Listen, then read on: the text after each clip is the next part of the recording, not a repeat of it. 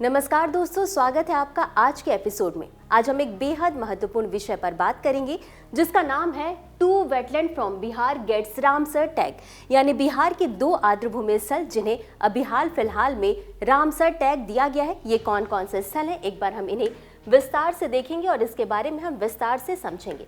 तो बात करें ये 2 स्थलों की तो ये है, पहला आपका बक्सर में गोकुल जलाशय है और दूसरा है आपका पश्चिम चंपारण में उदयपुर झील। आपको बता दें कि इससे पहले बिहार में कुल 3 रामसर स्थल थे और अब ये जो 2 नए ऐड हुए, इसी के साथ बिहार में कुल 5 रामसर स्थल हो गए। तो बाकी के 3 कौन से, एक बार हम उन्हें भी देख लेते हैं। तो ये है पूर्व में कांवर झील, नागी और नकटी पक्षी अभ्यारण्य और बाकी ये 2 यानी कि कुल 5 रामसर स्थल अब बिहार में है। अब आगे बढ़ते हैं और ये जो 2 नए रामसर स्थल जुड़े हैं इसके बारे में हम विस्तार से देख लेते हैं। तो सबसे पहले हम देखेंगे गोकुल जलाशय के बारे में।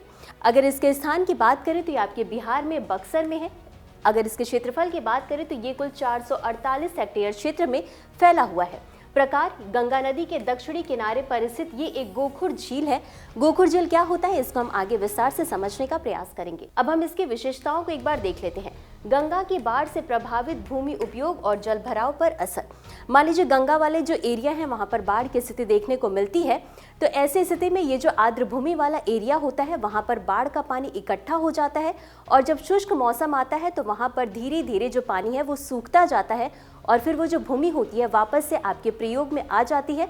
तो इस तरीके से ये काफ़ी यूजफुल होता है। अगला है बाढ़ की घटनाओं के दौरान आसपास के गांव के लिए प्राकृतिक बफर का काम करता है। कैसे करता है, अभी हमने डिस्कस करा कि ये जो आर्द्रभूमि वाला एरिया है वहां पर पानी भर जाता है। वहीं इस एरिया में 50 से अधिक पक्षी प्रजातियों का निवास भी आपको देखने को मिलेगा। अब आगे बढ़ते हैं अपनी नए रामसर स्थल की तरफ, उसके बारे में विस्तार से जान लेते हैं। तो क्या है ये उदयपुर झील। उदयपुर झील के बारे में बात करें, सबसे पहले स्थान देख लेते हैं। तो ये आपका बिहार के पश्चिम चंपारण में स्थित है। क्षेत्रफल देख लेते हैं, ये आपका 319 हेक्टेयर क्षेत्र में फैला हुआ है। प्रकार, उदयपुर वन्यजीव अभ्यारण्य से घिरी एक गोखुर झील, यानी कि ये भी आपका एक गोखुर झील का ही प्रकार है। तो अब समझ लेते हैं कि गोखुर झील होती क्या है। जब कभी भी नदी जो है वो मैदानी क्षेत्रों में बहती है तो उसकी गति जो होती है वो सीधी ना होकर ऐसे टेढ़ी मेढ़ी होती है, जैसा कि आप यहाँ पर देख सकते हैं। तो ऐसी स्थिति में क्या होता है, ये एरिया ऐसा टेढ़ा मेढ़ा बनता जाता है। अब नदी को बहुत लंबा मार्ग तय करके ऐसे आना पड़ता है, तो यहाँ पर नदी क्या करती है कि अपना मार्ग बदलती है और यहाँ से यहाँ इतना घूमने की बजाय डायरेक्ट यहीं पर मिल जाती है। ऐसी स्थिति में ये वाला जो आपका क्षेत्र है वो अलग हो जाता है, जैसा कि आप यहाँ देख सकते हैं कि ये वाला क्षेत्र आपका अलग हो गया है और नदी ने अपना मार्ग जो है यहाँ से यहाँ का तय कर लिया है। तो ये जो है ये आपका गोखुर झील है। अब आगे बढ़ते हैं और देख लेते हैं कि यहाँ पर 280 से अधिक पौधों की प्रजातियाँ पाई जाती हैं। साथ ही साथ यहाँ पर लगभग 35 प्रवासी पक्षियाँ पाई जाती हैं। हालांकि ये जो क्षेत्र है ये कई तरह की खतरों का सामना भी कर रहा है। कौन कौन से, एक बार उन्हें भी हम देख लेते हैं। यहाँ पर अवैध रूप से मछलियों को पकड़ा जाता है। साथ ही साथ यहाँ पर जो कृषि का तरीका है उसमें रासायनिक उर्वरक और कीटनाशकों का उपयोग जो है वो बहुत भारी मात्रा में किया जाता है। इसके अलावा इस एरिया में अवैध निर्माण कार्य भी देखने को मिलता है, जिसके कारण ये क्षेत्र जो है वो खतरे का सामना कर रहा है। अब आगे बढ़ते हैं और समझ लेते हैं रामसर कन्वेंशन के बारे में, लेकिन उससे पहले हम समझेंगे कि आखिर आर्द्रभूमि होती क्या है। तो दरअसल आर्द्रभूमि आप मान सकते हैं कि एक नमी वाली भूमि होती है जहां पर या तो साल भर पानी भरा रहता है या फिर कुछ महीने वहां पर आपको पानी देखने को मिल सकता है। इसका सीधा सा उदाहरण आप समझ सकते हैं दलदल या झील को। तो ये आपका आर्द्रभूमि का एक प्रकार है। अब समझ लेते हैं रामसर कन्वेंशन के बारे में। तो आर्द्रभूमियों के संरक्षण और स्थायी उपयोग के लिए एक अंतर्राष्ट्रीय संधि के रूप में रामसर कन्वेंशन आपको देखने को मिलता है।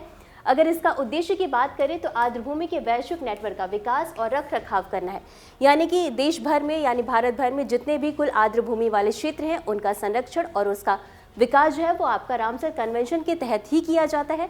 अब बात करें इसकी स्थापना की, तो इसकी स्थापना 2 फरवरी 1971 को ईरान के रामसर शहर में हस्ताक्षर किए गए थे और इसलिए इसका नाम जो है कि रामसर कन्वेंशन पड़ा। हालांकि ये जो है हस्ताक्षर तो 2 फरवरी 1971 को किया गया था, लेकिन ये लागू कब हुआ था? ये लागू हुआ था आपका 21 दिसंबर 1975 को। अगर भारत की भागीदारी की बात करें, यानी कि भारत इस कन्वेंशन में कब शामिल हुआ था, तो भारत जो है वो 1 फरवरी 1982 को इस कन्वेंशन का हिस्सा बना था। अब इसके मुख्यालय की बात करें तो इसका मुख्यालय है ग्लैंड, स्विट्जरलैंड में। अब इसी के साथ आगे बढ़ते हैं और हम समझ लेते हैं कि रामसर स्थलों का महत्व क्या है।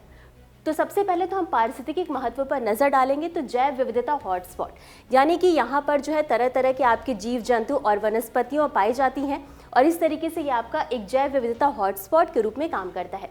इसके अलावा प्राकृतिक फिल्टर के रूप में भी ये कार्य करता है। यहाँ पर जो है जल संरक्षण काफ़ी अच्छा हो जाता है आर्द्र भूमि की वजह से।